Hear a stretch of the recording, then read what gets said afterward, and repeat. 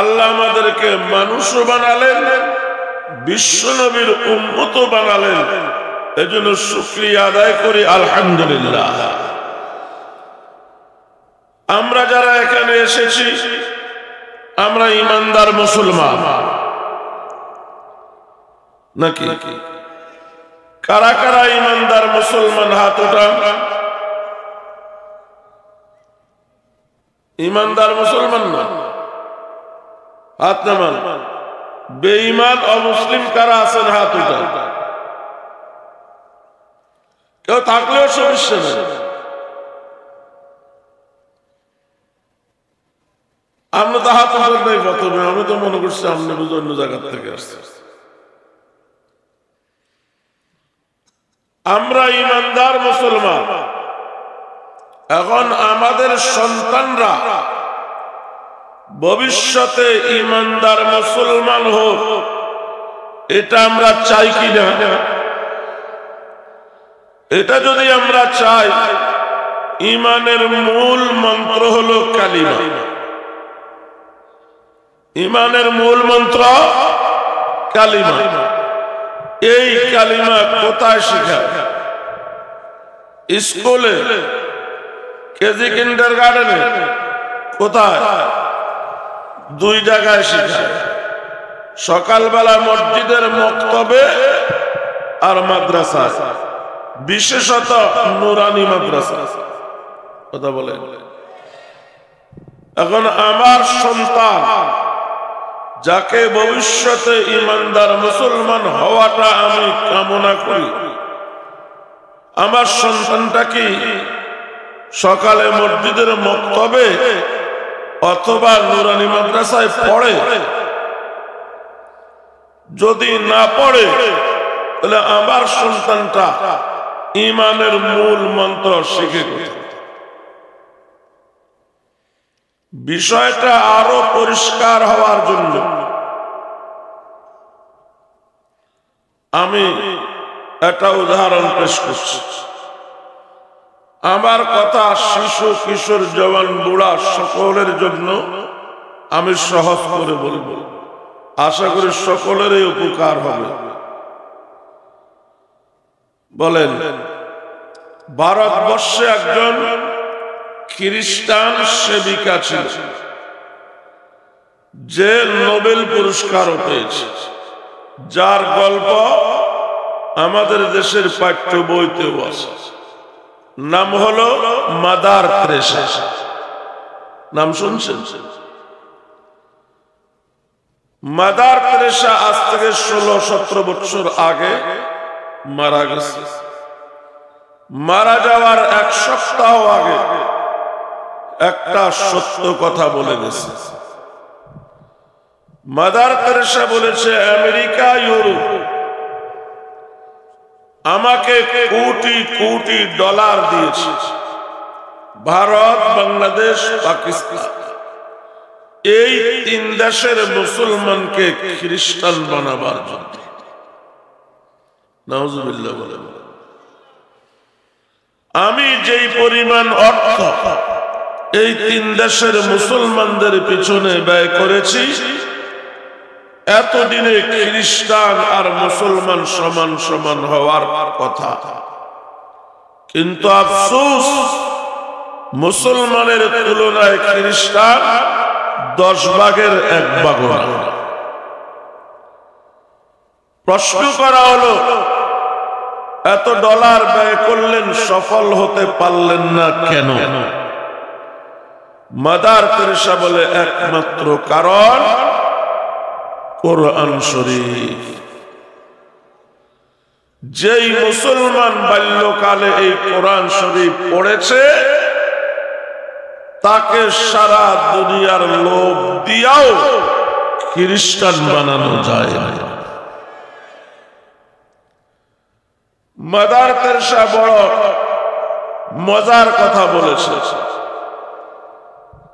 যে কিছু লোক হত দরিদ্র, গরিব, অভাবের তাড়নায় নিতান্ত নিরুপায় হয়ে আমাদের অফিসে আসে,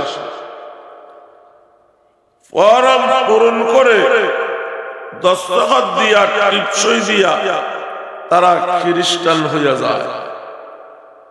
আমাদের থেকে টাকা পয়সা নিয়া ব্যবসা বাণিজ্য করে যখন একটু স্বাবলম্বী হয়, তখন দেখি আবার টুপি মাথায় দিয়া মসজিদে যায়। হাসার কথা নয়, বুঝেন, এটা আমাদের শত্রুর কথা। মাদার তেরেসা বলে, এদেরকে আমাদের অফিসে এনে তাদের স্বাক্ষরিত ফরম হাতে দিয়ে যখন জিজ্ঞাসা করা হয়, তোমরা কাগজে কলমে খ্রিস্টান, কিন্তু তোমাদের মাথায় মুসলমানি টুপি কেন? তখন তারা বলে, আমরা আগেও মুসলমান ছিলাম, এখনো মুসলমান আছি, মধ্যে যে খ্রিস্টান হয়েছি এটা উপরে উপরে হয়েছে, ভিতরে থেকে হয়ে নেই। আর জোরে বলেন না সুবহানাল্লাহ। মাদার তেরেসা বলে, এরা খ্রিস্টান হলেও উপরে উপরে হয়, ভিতরে থেকে হয় না। কারণ কি? কারণ ভিতরে আছে কোরআন, ভিতরে আছে কোরআন। কোরআন তাদেরকে ভিতর থেকে খ্রিস্টান হতে দেয় না। মনে রাখবেন, যেই বাচ্চা বাল্যকালে কোরআন পড়বে সে কোনোদিন বেঈমান হবে না। আর যে প্রতিদিন নিয়মিত কোরআন শরীফ পাঠ করবে সে কোনোদিন বেআমল বেনামাজি হবে। কোরআন ঈমান বাঁচাবে, প্রতিদিনের তিলাওয়াত আমল বাঁচাবে। আল্লাহ রাসূল সাল্লাল্লাহু আলাইহি ওয়াসাল্লাম বলে গেছে, যেই বাড়িতে মানুষ বসবাস করে না, সারা বাড়ি বছরের পর বছর তালাবদ্ধ থাকে, মানুষ ওই বাড়িতে দিনের বেলায় যাইতেও ভয় পায়। কেন? সেখানে জিনভূতের আড্ডা হয়। আল্লাহ রাসূল বলেন, জনমানবহীন বাড়িতে যেমন জিনভূতের আড্ডা হয়, কোরআনহীন দিলে শয়তানের আড্ডা হয়। যার দিলে শয়তানের আড্ডা, সে তো নাস্তিক হবে, বেঈমান হবে, মুরতাদ হবে, কখনো মুরগি কবির হবে, কখনো হুমায়ুন আজাদ। মাদার তেরেসার জীবনের শেষ কথা খ্রিস্ট জগতের জন্য। মাদার তেরেসা বলেন, ও দুনিয়ার খ্রিস্টানেরা, তোমরা যদি মুসলমানদেরকে খ্রিস্টান বানিয়ে খ্রিস্ট বিশ্ব কায়েম করতে চাও, ডলার দেয়া হবে না। একটা কাজ করলেই সফল হতে পারবে, সেটা হলো মুসলমানদের কাছ থেকে কোরআন শরীফ কেড়ে নিতে হবে। যেদিন মুসলমানেরা কোরআন শরীফ হারাবে, সেদিন তাদেরকে খ্রিস্টান বানানো কোনো ব্যাপারই হবে না। আমি আপনাদের কাছে জানতে চাই, যদি খ্রিস্টান মিশনারিরা এই এলাকায় এসে মসজিদে মাদ্রাসায় মুসলমানদের বাড়িঘরে হামলা করে কোরআন শরীফ কেড়ে নিতে চায়, পারবে কেড়ে নিতে? জোরে বলেন, পারবে? কেন? যদি কোরআন শরীফ কেড়ে নিতে চায়, আমরা কোরআন রক্ষার জন্য প্রয়োজনে রক্ত দিব, জীবন দিব। কে কে রাজি আছেন? হাত দেখা। মাশাআল্লাহ, কোরআনের প্রতি আপনাদের মহব্বত, আপনাদের ভালোবাসা দেখে আমি খুশি হলাম। এবার আমি দেখাবো রক্ত দিয়ে, জীবন দিয়ে কোরআন রক্ষা অনেক দূরের কথা, নিজেরাই তাদের হাতে কোরআন তুলে দিচ্ছে। দেখাবো? বলেন, আপনাদের এলাকায় কেজি কিন্ডারগার্টেন স্কুল আছে না নাই? আপনাদের সন্তানেরা সেখানে পড়ে কিনা? পড়ে না। এবার বলুন, কেজি কিন্ডারগার্টেন স্কুলের ক্লাস কয়টায় শুরু হয়? 7টা, 7:30, 8টা। তাহলে এই বাচ্চাগুলো কোরআন শরীফ পড়ে কখন? বলেন বলেন। এই বাচ্চাগুলোর কোরআন শরীফ পড়ার সময় আছে? এই বাচ্চাগুলো যে কোরআন শিক্ষা ছাড়া বড় হচ্ছে, এই বাচ্চাদের মা বাবার কোনো আফসোস আছে? কোন অনুশোচনা আছে? এই বাচ্চাগুলোর কোরআন কে কেড়ে নিল? তাদের মা বাবা। কথা বলে না। মা বাবা আরো গর্ব করে, অহংকার করে, আমার সন্তানেরা প্রাইমারিতে বিনা পয়সার পড়া পড়ে না, আমার সন্তানেরা টাকা দিয়ে কেজিতে পড়ে। আমার সন্তানেরা হেঁটে স্কুলে যায় না, খাসায় চড়ে যায়, খাসায় চড়ে আসে যেন পারলের মুরগি। আমাকে বলেন, আমি কেজি কিন্ডারগার্টেন বিরোধী নই। বাংলাদেশ গরিব দেশ, যে যেভাবে শিক্ষার আলো জ্বালাবে তাকেই আমি ধন্যবাদ জানাই। কিন্তু আমাদের দেশের প্রাথমিক শিক্ষা, প্রাইমারি স্কুল শত শত বছর ধরে সকাল 10টায় শুরু হতো, এখনো 10টায় শুরু হয়। তুমি উন্নত শিক্ষার নামে চালু করলা কেজি কিন্ডারগার্টেন, তুমি প্রাইমারির নিয়মে 10টায় শুরু না করে কোন ইবলিসের তালিম পেয়ে শুরু করলা 7টা? এটা কোন ইবলিসের তালিম? আপনারা মানেন অথবা না মানেন, বর্তমান বাংলাদেশে কেজি কিন্ডারগার্টেনের কারণে হাজারো লাখো মুসলমানের বাচ্চা কোরআন শিক্ষা থেকে বঞ্চিত হচ্ছে। ওই বাচ্চারাই বড় হয়ে এখন শরীফ শরীফার গল্প বাস্তবায়ন করতে চায়। এটা দল কিন্তু তৈরি হয়ে গেছে, সংখ্যায় তারা কম না। কথা বলেন, এরা কারা? এরা ওই বাচ্চাগুলো যাদের ভিতরে কোরআন ঢোকে নাই। তাহলে বলতে হবে, বর্তমান এই সময়ে কোরআন বিরোধী সবচাইতে বড় বাতিল কেজি কিন্ডারগার্টেন। বাতিলকে আল্লাহ একা ছেড়ে দেয় না, বাতিলের মোকাবেলায় হক পাঠায়। লিকুল্লি ফিরাউনিন মূসা, যেখানে ফিরাউন সেখানে মূসা। আল্লাহ বাতিলের মোকাবেলায় হককে পাঠায়, বাতিল যেই রূপে আসে সেই রূপে। কথা বলে না, ভিন্ন রূপে না। মূসা নবীর যুগে ছিল জাদু বিদ্যা নিয়ে বড়াই আর অহংকার। আল্লাহ মূসা নবীকে এমন লাঠি দিয়া পাঠাইলেন যা জাদু নয়, জাদুর বাপ। কথা বলে। ঈসা নবীর যুগে ছিল চিকিৎসা বিজ্ঞান নিয়ে বড়াই। আল্লাহ এমন চিকিৎসা বিজ্ঞান নিয়ে ঈসা নবীকে পাঠালেন, চিকিৎসকদের চিকিৎসা হইল অসুস্থকে সুস্থ করার জন্য, কিন্তু ঈসা নবীর চিকিৎসা বিজ্ঞান অসুস্থকে তো সুস্থ করেই, মরাকেও জিন্দা করে।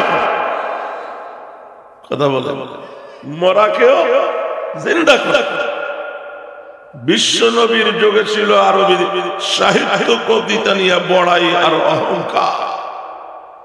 বড় বড় কবিরা আরবি কবিতা লিখে কাবায় ঝুলাইয়া রাখতেন, আর নিচে লিখে দিত, কোন বাবার হালাল বেটা থাকলে এই কবিতার মতো কবিতা লেখো দেখি।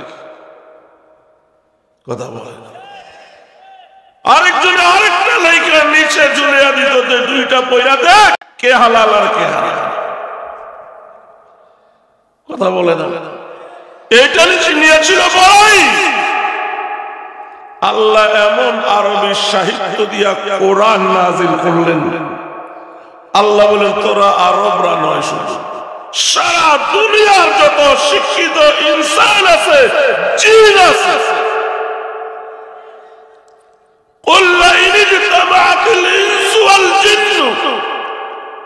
কথা বলেন আলা আয়াতু বিমিসলি হাযাল কুরআন, সারা দুনিয়ার জিন আর ইনসান মিলে যদি চেষ্টা করে কোরআনের অনুরূপ কোরআন রচনা করার জন্য, আল্লাহ বলে পারবে না, পারবে না। তখনো পারে নাই, এখনো পারছে না, কিয়ামত পর্যন্ত পারবেও না, এমন সাহিত্যিক কোরআন কথা বলে। তো বাতিল যেই রূপে আসে, হক সেই রূপে আসে। কোরআন বিরোধী বাতিল কেজি আল্লাহ পাঠিয়ে দিলেন হক রূপী কিউজি। কেজি কিউজি, কিউজি মানে কোরআনিক নুরানি মাদ্রাসা। এখানে বাংলাও আছে, ইংরেজিও আছে, অঙ্কও আছে, আরবিও আছে। অতএব মুসলমানের প্রতিটি বাচ্চা তার প্রাথমিক শিক্ষা হওয়া চাই নুরানি মাদ্রাসা। বেশি না, 3 বছর বা 4 বছর। এতে জেনারেল লাইনের কোনো সময় নষ্ট হবে না। 3 বছর হলে 4র্থ শ্রেণীতে ভর্তি করে দেন, 4 বছর হলে এখান থেকে নিয়ে 5ম শ্রেণীতে ভর্তি করে দিবেন। সময় লস হইল। এই 3 বছরের বাচ্চাটা, 4 বছরের বাচ্চাটা বাংলা, অঙ্ক, ইংরেজি প্রাইমারি বলেন, কেজি কিন্ডারগার্টেন বলেন, তাদের সেই উন্নত বাংলা ইংরেজি শিখবে, পাশাপাশি মুসলমানের ফাউন্ডেশনও মজবুত হবে। নুরানি বড় একটা বাচ্চা এখান থেকে যাইয়া স্কুল কলেজে পড়ে যত বড় শিক্ষিত, সে মুসলমান থাকবে। ডাক্তার হলে মুসলমান ডাক্তার হবে, বিনা প্রয়োজনে রোগীকে পরীক্ষা দেবে না। ইঞ্জিনিয়ার হলে মুসলমান ইঞ্জিনিয়ার হবে, লোহার জায়গায় বাঁশ দিবে না। বিচারপতি হলে মুসলমান বিচারপতি হবে, আলেম ওলামাকে অন্যায়ভাবে জেল দেবে না। 1 নম্বর কথা, মুসলমানের 100 ভাগ বাচ্চা প্রাথমিক শিক্ষা হবে নুরানি মাদ্রাসায়, যাতে ফাউন্ডেশনটা ঠিক হয়। যদি চান আপনাদের সন্তানরা ভবিষ্যতে মুসলমান হবে, নুরানি মাদ্রাসা যদি এলাকায় থাকে ভালো, যদি না থাকে বাড়ি ঘর জায়গা জমিন বিক্রি করে হলেও নুরানি মাদ্রাসা বানাতে হবে। বানাবেন নয়, বানাতে হবে। মসজিদ মাদ্রাসায় ঢুকলে 1 টাকা 2 টাকা চাঁদা দেন, এটা বড় কথা নয়। নুরানি মাদ্রাসা তার চেয়ে আরো বড় কথা। কারণ বাড়িঘর সাড়ন ছাড়া ইসলাম রংপুরে আসে না। আর কথা বলেন না কেন? মক্কার মুসলমানেরা মক্কার বাড়ি ছেড়েছে, ঘর ছেড়েছে, ব্যবসা ছেড়েছে, দোকান ছেড়েছে, বাগান ছেড়েছে, সব ছেড়ে মদিনায় চলে গেছে। মদিনার মুসলমানেরা মক্কি মুসলমানদের জন্য ঘর ছেড়েছে, দোকান ছেড়েছে, বাগান ছেড়েছে, এমনকি যার 2-3টা বউ ছিল, একটা রেখে বাকিগুলো তালাক দিয়ে মক্কি মুসলমানকে বিয়ের ব্যবস্থা করে দিয়েছে। তাদের সেই ত্যাগ আর তিতিক্ষায় বাংলাদেশের মানুষ মুসলমান, রংপুরের মানুষ মুসলমান। এছাড়া ধারণা করা হয় এখানে সাহাবাদের কদম পড়েছে। 79 সালের মসজিদ মানে কি? সাহাবাদের যুগ ছিল 110 হিজরি পর্যন্ত। তো এখানে যারা এসেছে ওদের নির্মিত মসজিদ পাওয়া যায়। ঘর কোথায়? দুই চারটা ঘর তো পাওয়া যাওয়ার কথা। সাহাবায়ে কেরাম কোথাও গেলে আগে আল্লাহর ঘর বানিয়েছেন, পরে নিজের ঘর। এটা প্রধান রংপুর, কথা বলে না রংপুর, যেখানে মসজিদ পাওয়া গেছে 79 হিজরি, কিন্তু কোনো বাড়ি পাওয়া যায় না। এই লোকগুলো বাড়ি বানায় নাই, আল্লাহ বাড়ি বানিয়েছে। কি ঠিক না? আল্লাহর বাড়িতে ইবাদত হয়, তালিম হয়। কথা বলে, আমি যদি রাস্তায় বসবাস করি ঈমান ঠিক থাকে, কোনো আফসোস নাই। আমি যদি রাজপ্রাসাদে বসবাস করি ঈমান ঠিক না থাকে, কোনো লাভ নাই, কোনো লাভ নাই। এক নম্বর কথা, প্রতিটা বাচ্চা নুরানি মাদ্রাসায় পড়ে। মাদ্রাসা থাকলে ভালো, না থাকলে মহল্লার সবাই মিলে নিজের ছেলেদের ঈমান রক্ষার জন্য, পাড়ার ছেলেদের ঈমান রক্ষার জন্য নুরানি মাদ্রাসা কায়েম করবেন। কোন দল মত দেখবেন না, আগে কোরআন শেখা দরকার, ঈমান বাঁচানো দরকার। 2 নম্বর, একটা বাচ্চাকে, সবগুলোর আপনি স্কুলে দেন, কলেজে দেন, সমস্যা নাই, একটা বাচ্চাকে মাদ্রাসায় দিয়া হাফেজ বানাবেন, আলেম বানাবেন। এতে কি লাভ? দুনিয়াতেও লাভ, কবরেও লাভ, হাসরেও লাভ। দুনিয়াতে লাভ কি হুজুর বলছেন? একটা সন্তান হাফেজ আলেম হলে ওই মা বাবাকে একদিনের জন্য বৃদ্ধাশ্রমে যাওয়া লাগবে না। আগে বৃদ্ধাশ্রম আমেরিকা, ইউরোপে হইতো, সেখানে নানান কাহিনী ঘটত, আমরা শুনতাম। এখন আল্লাহর ফজল ও করমে বৃদ্ধাশ্রম বাংলাদেশে অ্যাভেলেবেল হয়েছে, হচ্ছে, আর কাহিনীও হচ্ছে। একটা তাজা কাহিনী শুনাই, কথা বলে না, তাজা কাহিনী। বৃদ্ধাশ্রম, বড় লোক, বড় শিক্ষিত, ঢাকা গুলশানে বাড়ি, বাড়ির জায়গার দাম আছে 400 কোটি। কথা কয় না? 4 কাঠার উপরে বাড়ি, এক এক কাঠা 100 কোটি।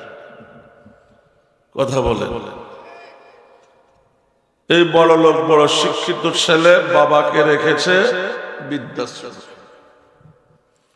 বাবা সেখানে অসুস্থ হয়ে পড়েছে, মরণাপন্ন অবস্থা। বৃদ্ধাশ্রমের ম্যানেজার ফোন করলো, আপনার বাবা অসুস্থ, যে কোনো সময় মারা যেতে পারে, তার জীবনের শেষ ইচ্ছা আপনাকে এক নজর দেখতে চায়, একটিবার মরণের আগে আপনাকে দেখতে চায়, আপনি কি আসবেন? বড় লোক শিক্ষিত ছেলে উত্তর দিল, আমার হাতে সময় নেই। ম্যানেজার বলল, আপনার বাবা মারা গেলে লাশ নিতে আসবেন না? ছেলে উত্তর দিল, আপনাদের এখানে কি লাশ দাফনের ব্যবস্থা নাই?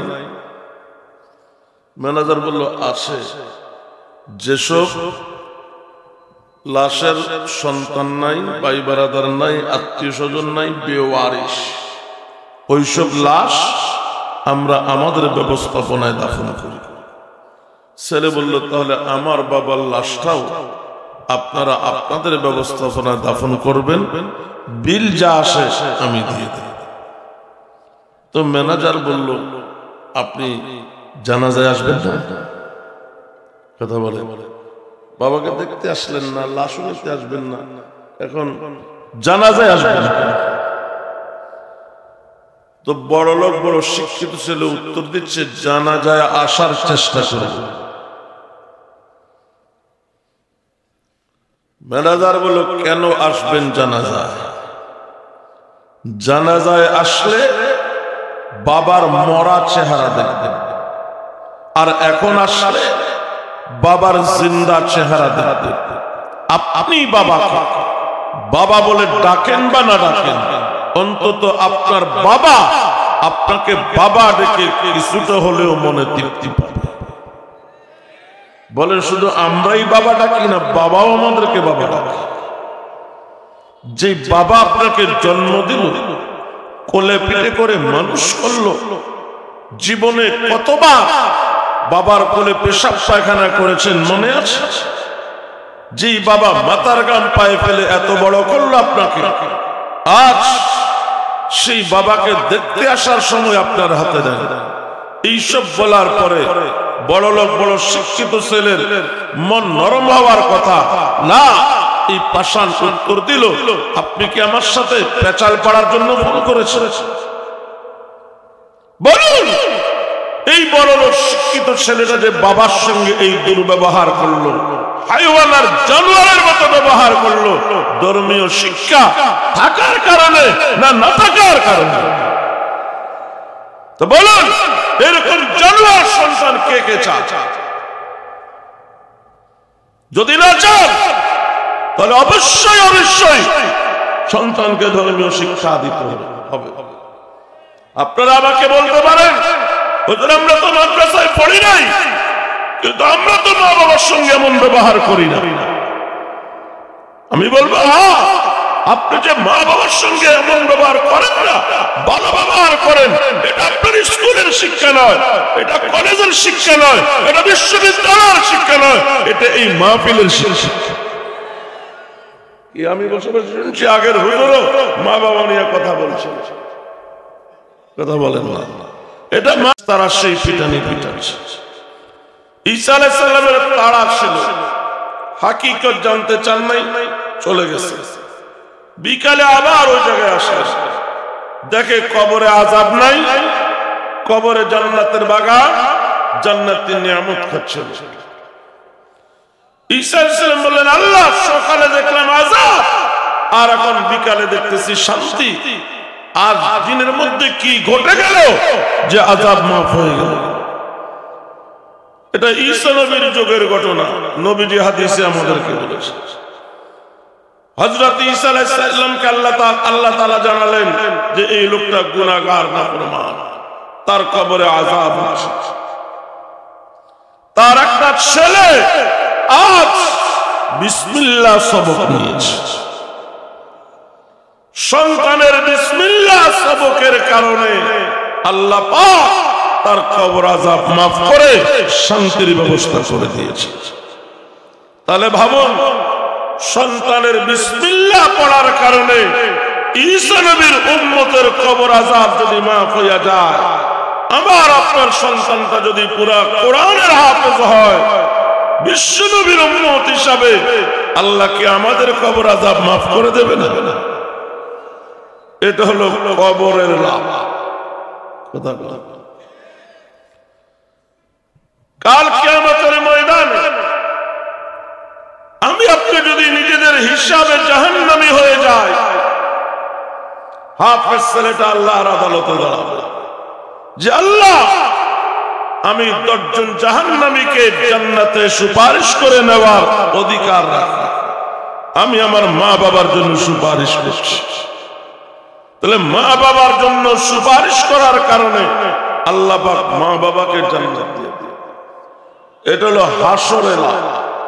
কথা বলে, তাহলে একটা সন্তান হাফেজ আলেম হইলে দুনিয়াতেও লাভ, কবরেও লাভ, হাসরেও লাভ, আরো লাভ আছে। আপনাদের এলাকায় কোন মন্ত্রী এমপি আসলে এলাকার নেতা পাতি নেতা আছে না, এরা গেংসা ছবি উঠে ঠেলাঠেলি করে কে কার আগে ছবি উঠে। কেন? এইটাকে বাঁধাই কইরা ঘরে ঝুলাইয়া রাখবে। আত্মীয় স্বজন বন্ধু বান্ধব আসলে দেখবে আমি কাদের সাথে চলছি। কথা বলে না, বাবা, বিশ্বের মানচিত্রে ছোট্ট একটা দেশ, যা মানচিত্র থেকে খুঁজে বের করতে কষ্ট হয়, এই দেশের মন্ত্রী এমপির সাথে একটা ছবি, তোমার কাছে এত গর্ব, এত অহংকার, এত বড়াই। কাল কিয়ামতের আদালতে আল্লাহ পাক তার আরশের কুরসিতে সমাসীন থাকবেন। ডান পাশে একটা মিম্বার হবে মুনি মুক্তা, ওই মিম্বরে আমাদের নবী সমাসীন থাকতেন।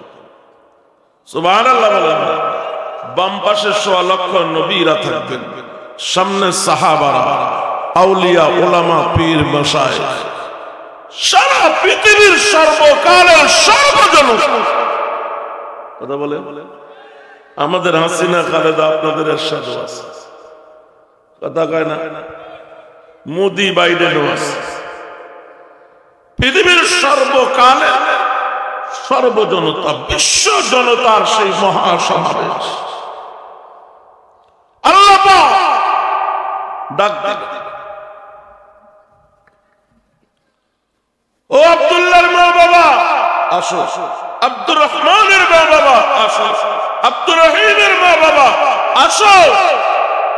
আল্লাহ তাদের এক একজনকে ডেকে আল্লাহর আরশে তুলে আপন কুদরতি হাতে তাদের মাথায় নূরের তাজ পরাইয়া দেবে, যার আলো সূর্যের আলোর চেয়ে বেশি।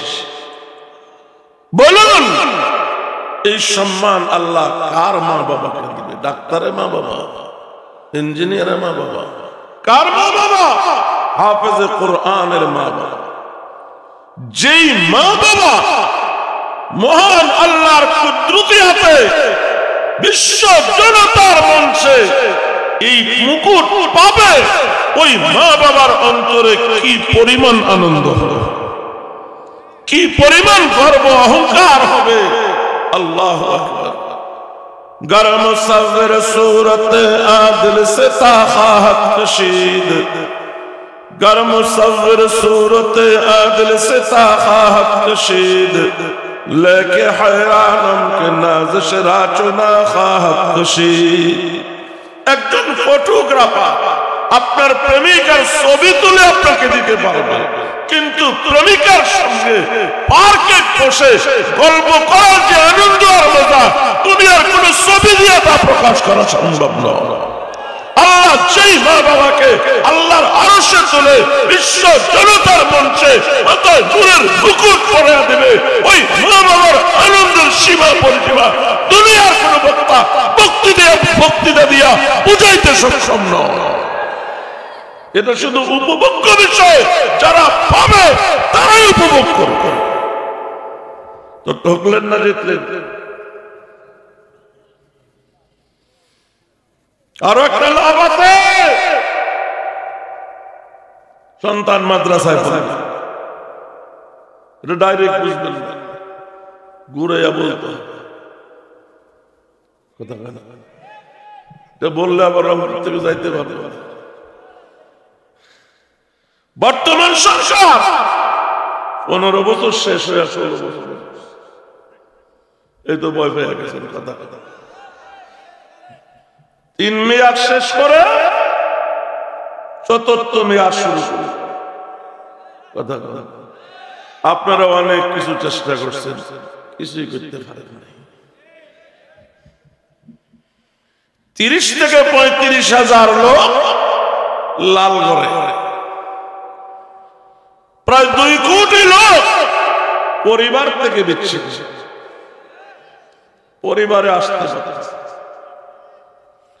2 কোটি লোক পরিবার থেকে বিচ্ছিন্ন হওয়ার কারণে পরিবারগুলো খুব কষ্টে আছে।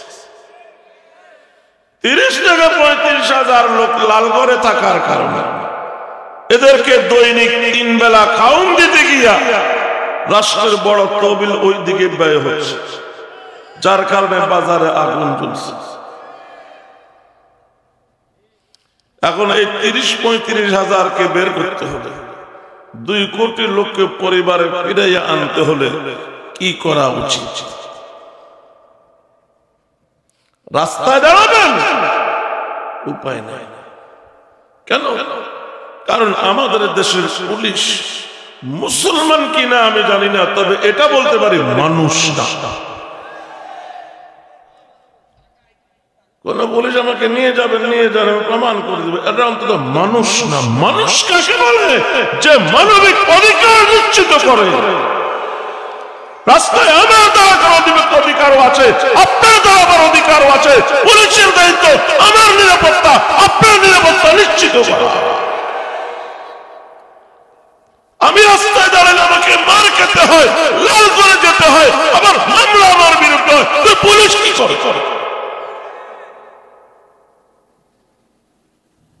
কি মানুষ বলবে না?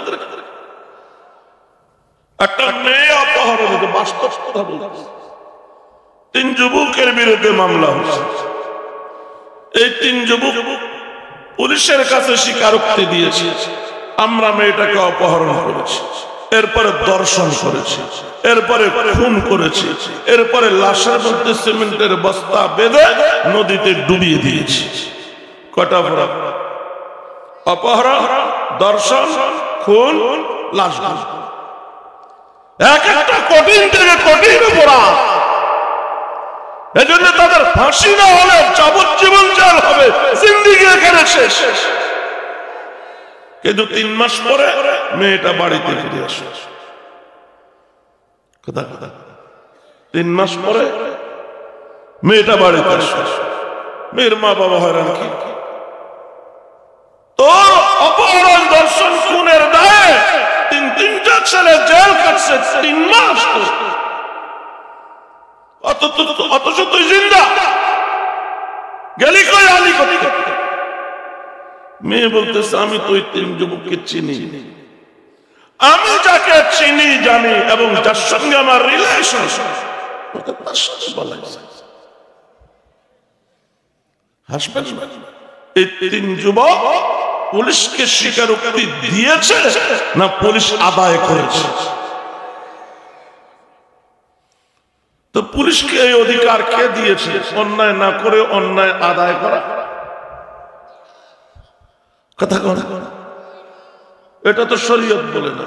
কেউ যদি আমার বিরুদ্ধে মামলা করে, বাদীর দায়িত্ব মামলা প্রমাণ করে। কথা বলে কার দায়িত্ব? মনে করেন কেউ ব্যভিচারী করেছে, 3 জনে দেখছে, কয়জন মামলা করতে পারবে না, কারণ একজন সৎ আছে। এই মামলা প্রমাণের জন্য 4 জন সাক্ষী দরকার আছে। কয়জন? 3 জন। এখন মামলা করা যাবে না। এই ঘটনা গোপন করো, ইজ্জত ঠিক। 4 জন আছে, মামলা দাও, বিচার হোক, শাস্তি হোক, অন্যরা সতর্ক হোক। সাক্ষী নাই, গোপন করো, অন্তত ইজ্জত বাঁচাও। এটাই বলছে যে আপন ভাই বোনের ইজ্জত বাঁচাবে, দোষ ত্রুটি গোপন করে আল্লাহ হাসরে গোপন করবে। সব জায়গাতে মামলা হয় না। আল্লাহ রাসূলের কাছে মামলা আসছে একটা জায়গায়, 2 জন দাবি আমাদের, আমার। আল্লাহ রাসূল সাল্লাল্লাহু আলাইহি ওয়াসাল্লামের কাছে মনে হলো একজনের দলিল শক্তিশালী, আরেকজনের দলিল দুর্বল। 2 জনকে ডাকতে নবীজি বলেন, দেখো আলিমুল গায়ব কেবলমাত্র আল্লাহ, আমি আলিমুল গায়ব নই, আমি জানি না এই 2 জনের মধ্যে প্রকৃত মালিক কে। কিন্তু আমার সামনে যে দলিল উপস্থাপন করা হয়েছে, ওই দলিলের আলোকে আমি রায় দিতে বাধ্য। আমি পিঠে যা স্বীকারোক্তি আদায় করবো এই অধিকার নেই। যা দলিল সামনে এসেছে সেই দলিলের আলোকে কি হবে? বিচার হবে। তার দলিল শক্তিশালী, জমিন সে পাবে। তোমার দলিল দুর্বল, তুমি জমিন পাবে না। তবে শোনো, তোমার দলিল শক্তিশালী হলেও বাস্তবে তুমি জমিনের মালিক কিনা তুমি কিন্তু জানো না। তুমি যদি মালিক না হইয়া দলিলের পাওয়ার জমিনটা আমার কাছ থেকে নাও, তুমি জাহান্নাম নিলা। কথা বলেন। আর যার দলিল দুর্বল তাকে বলল, দেখো তুমি প্রকৃত মালিক হয়ে থাকলেও দলিলের অভাবে জায়গাটা তোমাকে দিতে পারলাম না, তুমি পেরেশান হইও না। জায়গা হারাইলে কি হবে? তুমি বিনিময় জান্নাত পাবে। এখন জমিন যে পাইছে বিচারে সে কয়, হুজুর আমি জাহান্নাম নিতে চাই না, আমার দলিল শক্তিশালী হইলেও আসলে আমি মালিক না। সুবহানাল্লাহ। এই হলো বিচার। আল্লাহ বুঝার তৌফিক দান করে। তাহলে রাস্তা দাঁড়াইবার উপায় কথা কয় না নাই আর কি করবে এগুলো ভিতর থেকে যাইবে আর ওই রাতের সাথে সে করবে না একটা উপায় আছে প্রতিটি পরিবার একজন করে সরকারি দলে যোগদান হবে সেই একজন সরকার প্রধানের হাতে পায়ে ধরে অন্যদের নিরাপত্তা দিয়া লালবাগ থেকেও আনতে পারে আর আত্মগোপন থেকে পরিবারে ফিরে আনতে পারে আপাতত এটা ছাড়া আমার মতে আর কি অন্য কোনো উপায় দেখতে পাচ্ছি না এই অবস্থায় বাঁচার উপায় হলো হার পরিবার থেকে একজন করে সরকারের সাথে সম্পর্ক রাখা তবে এই সরকার বলেন পৃথিবীর অন্যান্য সরকার বলেন এদের মেয়াদ খুব বেশি দিন নাই নতুন সরকার বিশ্ব সরকার ইমাম মাহাদির সরকার আসবেই আসবে না বেটা তোর মা কই হুজুর ভাত রাঁধতে গেছে আচ্ছা আপনারা আমাকে বলেন তো ভাত রাঁধতে গেছে না চাউল রাঁধতে গেছে রানলে কি হবে ভাত জিজ্ঞাসা করলে কি কয় ভাত রাঁধতে গেছে কথাটা ভুল না সঠিক না এটাই সঠিক এই ভুলটাই সঠিক কেন চাউল রানলে ভাত হবেই এজন্য আল্লাহ বলেন যে বিষয়ে কি রান এটা অগ্রিম বলে দাও এটা হবে বলার দরকার নেই হইছে বলে দাও কদ আফলাহাল মুমিনুন মুমিন সফল হয়ে গেছে পরে আছে 60টা গুণের কথা আল্লাহ পাক 60টা গুণ পালন করলে তো মুমিন সফল হবেই হবে বলে না বলা হয়ে গেছে তো বিশ্বনবীর ভবিষ্যৎবাণী মিস হতে পারে এটা ঘটবেই ইমাম মাহদী আসবেই সারা দুনিয়াতে ইসলামী রাজ কায়েম করবে ইমাম মাহদী সারা দুনিয়ার সরকার কেমনে হবে ভোটে মাথা খারাপ ভোট দিনের টাইতে 242 হয়ে যায় জিন্দা যায় না মরা হিসাবে এই 75 ইমাম মাহদী সরকার ইমাম মাহদী আসবেন লড়াই করবেন কাদের বিরুদ্ধে জালিমের বিরুদ্ধে অন্যায়ের বিরুদ্ধে লুটেরাদের বিরুদ্ধে দুর্নীতিবাজদের বিরুদ্ধে চোর ডাকাত অপরাধীদের বিরুদ্ধে কাফের বেঈমান নাস্তিক মুরতাদ ইহুদি খ্রিস্টানদের বিরুদ্ধে লড়াই করে সারা শুধু বাংলাদেশ নয় সারা দুনিয়া জয় করবে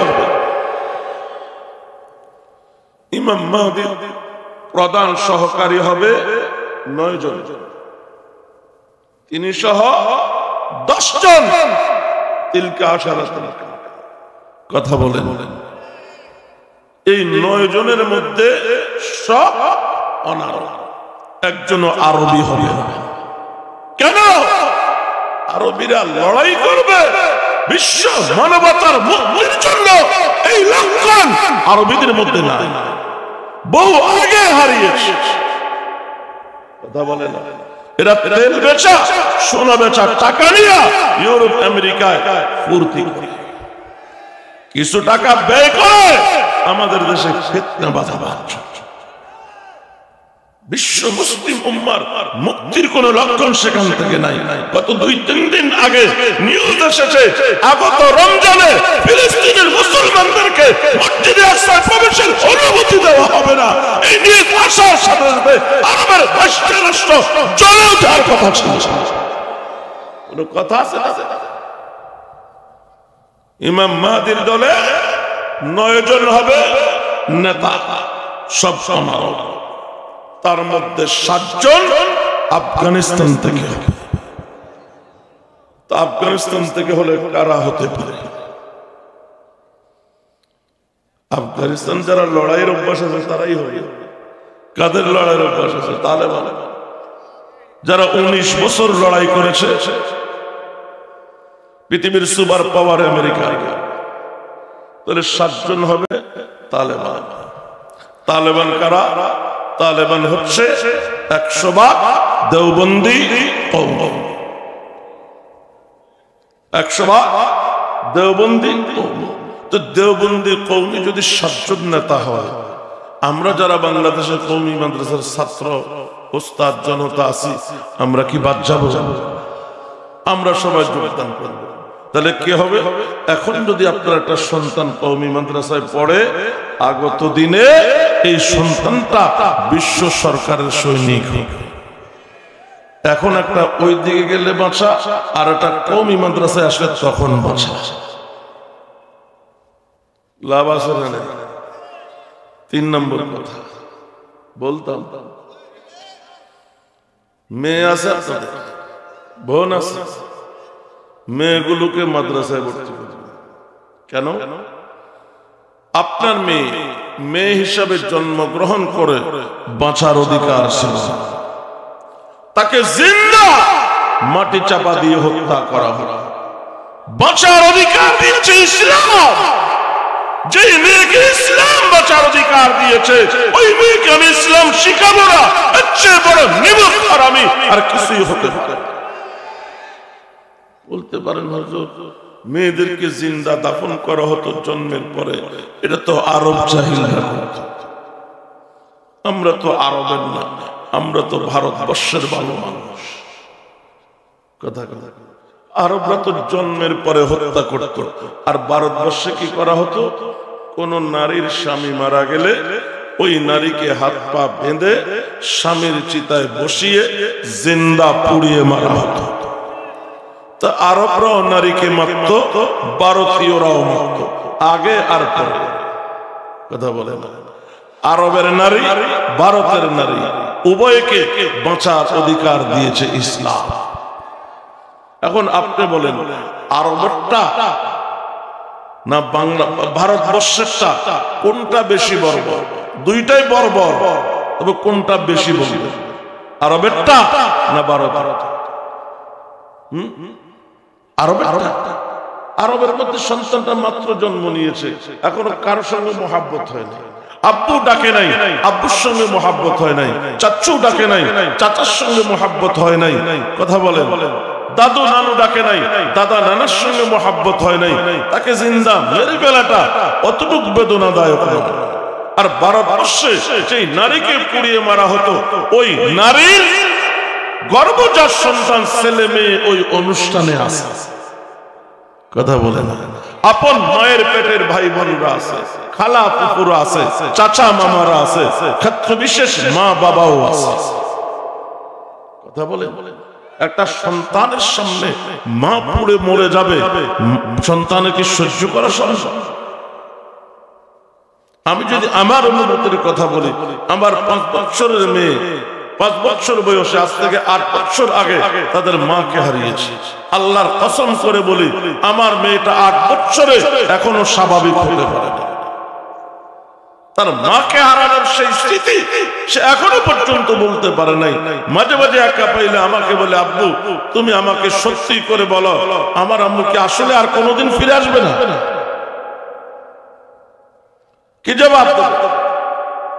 তারপরে মাগো, তোর আম্মুর জন্য তোর কি খুব কষ্ট হয়? বলে, আমাকে সবাই কমেশ অনেক আদর করে, কিন্তু আফসোস আমার আম্মুর মতো আদর কেউ করে না।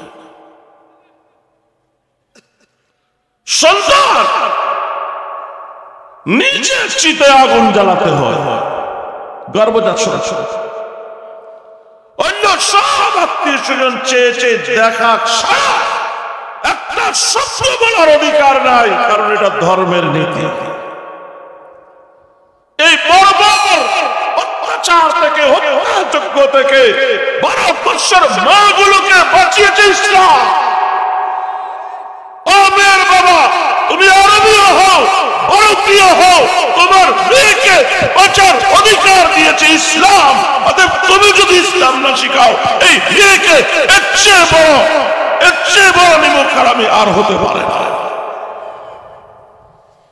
বিশ্বনবী সাল্লাল্লাহু আলাইহি ওয়াসাল্লাম মেয়েদেরকে ভালোবেসে শিক্ষা দিয়েছেন উম্মতকে মেয়েদেরকে কিভাবে ভালোবাসতে হয়। আমি একটা করে বলতে গেলে রাত শেষ হবে, বলা শেষ হবে না। একটা শুধু বলছি, নবীজির 2 মেয়ে আবু লাহাবের 2 ছেলের সাথে বিয়ে হয়েছে। যখন সূরা লাহাব নাযিল হইল, আবু লাহাব বলল, মুহাম্মদের মেয়েকে তালাক দিয়ে দাও। এক ছেলে তালাক দিয়া নবীজির বাড়িতে পাঠায়া দিল নবীজির মেয়েকে। আর এক ছেলে নবীজির মেয়েকে রক্তাক্ত করে গালিগালাজ করে তারপরে পাঠালো। নবীজি যখন মেয়ের শরীরে রক্ত দেখলেন, বললেন, মাগো তোর অবস্থা কে করেছে? আমার স্বামী আবু লাহাব করেছে।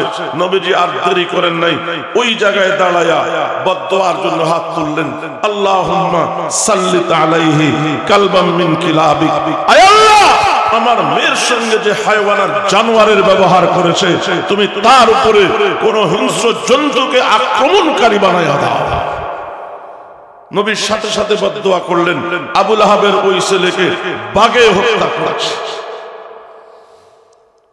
কোন নবী? তায়েফের ময়দানে মাথা থেকে পা পর্যন্ত পুরা শরীর ক্ষতবিক্ষত হয়েছে পাথরের আঘাতে। নবীজি পড়ে গেলেন, কাফের যুবকরা দাঁড় করায়, আবার পাথর মারে, আবার পড়ে যান, আবার দাঁড় করায়, আবার পাথর মারে। আল্লাহর অসহ্য হয়ে গেছে। আল্লাহ বলেন, জিবরিল তাড়াতাড়ি যাও, একা যাবে না, ফেরেশতাদের জামাত দিয়ে যাও। আমার নবীকে বলো, নবী যদি বলে তায়েফের দুই দিক থেকে পা চাপা দিয়া তায়েফ নামক জায়গাটা পৃথিবীর মানচিত্র থেকে মুছে দাও। জিবরাইল ফেরেশতাদের জামাত নিয়ে হাজির। নবী বলে, না, পাথর পড়েছে আরো পড়ো, রক্ত জমেছে আরো জ্বলুক, শরীর ক্ষতবিক্ষত হয়েছে আরো, তবু আমি ওদের বিরুদ্ধে বদদুয়া করতে চাই না। ও মুসলমান, নবী নিজের উপরে এতটা জুলুম সইলেন, বদদুয়া দিলেন না, কিন্তু মেয়ের শরীরে রক্ত নবী সইতে পারলেন না। নবী মেয়েকে কতটা ভালোবাসেন। এখানে শেষ নয়, নবীজির পা মুবারক ক্ষতবিক্ষত হয়ে জুতা মুবারক পায়ের সঙ্গে আটকা গেছে।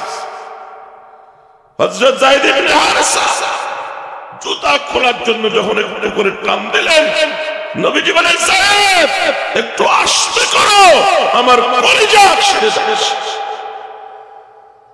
এতটা যন্ত্রণা পায়াও নবী বদদুয়া করেন নাই, কিন্তু মেয়ের রক্ত সহ্য করতে পারেন নাই।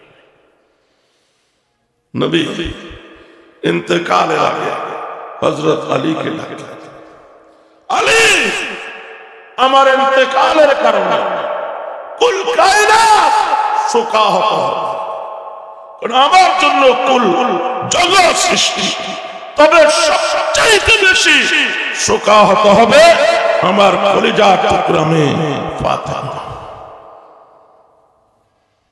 ফাতেমা বলেন, সুব্বাত আলাইয়া মাসাইবুন লাউ আন্নাহা সুব্বাত আলাল আইয়ামি সিরনা লায়ালিয়া।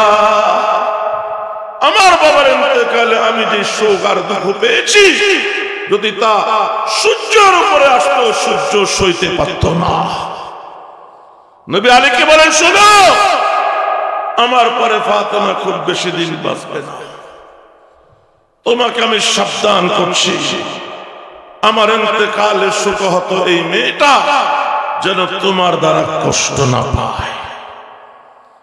শোনো, যদি তোমার দ্বারা কষ্ট পায়, কাল কিয়ামতে আল্লাহর আদালতে আমি হব বিচার প্রার্থী, তুমি হবে আসামি, আমি এইভাবে টেনে তোমাকে আল্লাহর দরবারে হাজির করব।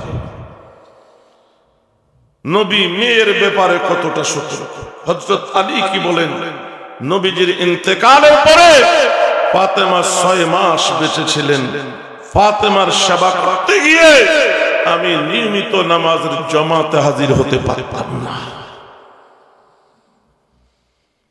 ও মেয়ের বাবারা, মেয়েকে ফাতেমাতুজ জাহরা বানান, রাবিয়া বসরিয়া বানান, তাসলিমা নাসরিন বানাবেন না, পরিমণি বানাবেন না। 3টা কথা বল।